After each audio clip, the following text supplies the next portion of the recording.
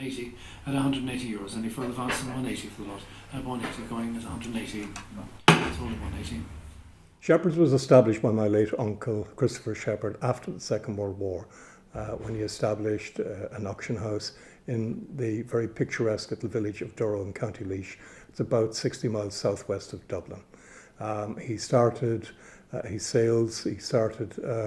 night auctions, 7 o'clock in the evening. People attended from the local counties, the contiguous counties, and they were great fun. They became social occasions where people would meet up, and he brought to the public attention a lot of really good things, developed a very, very good reputation for having choice pieces of period furniture, fine art, decorative art, objet d'art, and interesting things.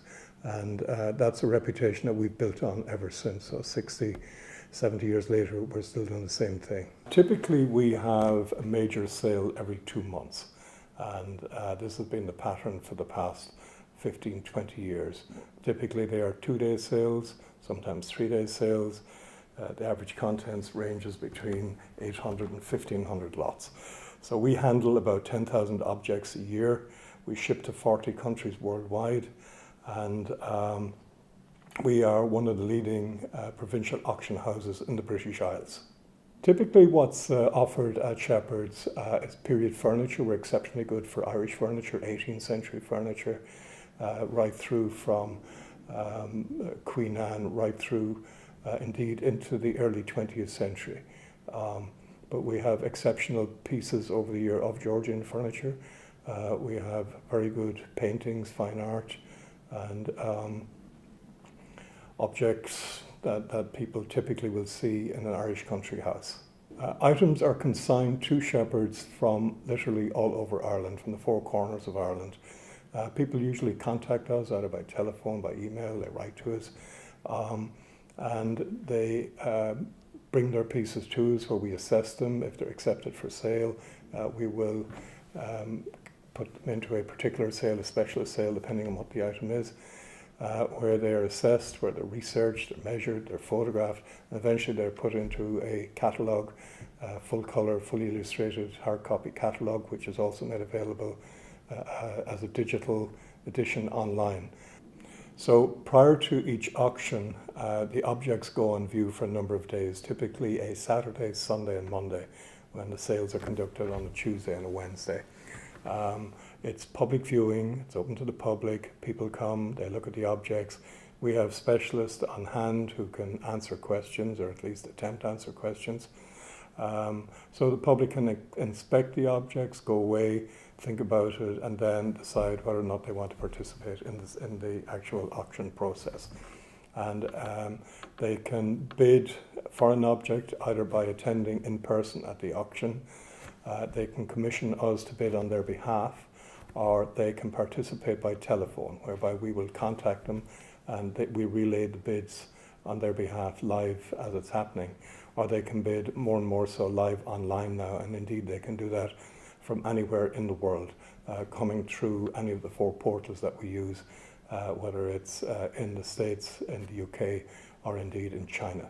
A live auction can be very, very interesting. Sometimes we get what we call a sort of an auction house moment. This is where something totally unexpected happened.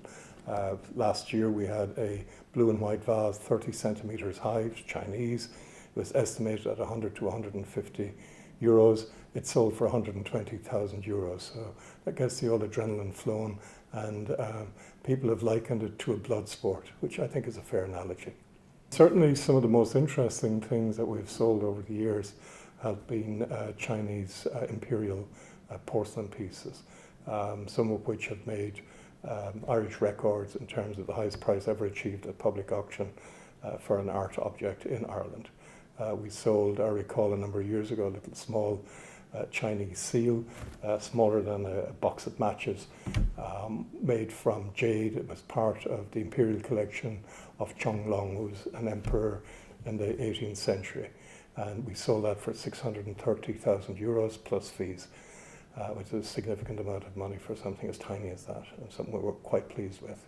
As of now, our next sale in a couple of weeks relates to the Irish Revolution and beyond.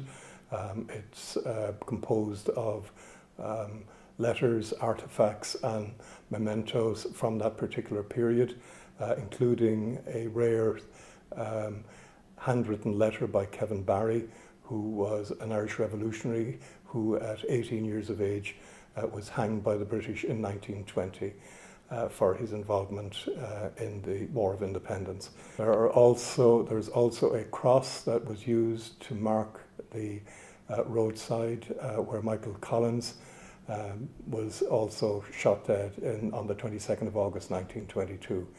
And this is previously unknown to have existed. It was removed in 1926 because anti-treaty people were using it for target practice. Some items require a lot of research, irrespective of the value, to establish exactly it is what we're selling on behalf of the client. And we sort of act as a bridge between the vendor by making sure that we know exactly what he has and what he's selling, and also to a potential buyer who knows that what they're getting is what we're telling them they're getting, and the research is done. So that's basically it. I have the distinction of being, for many years, a licensed auctioneer that has never auctioned.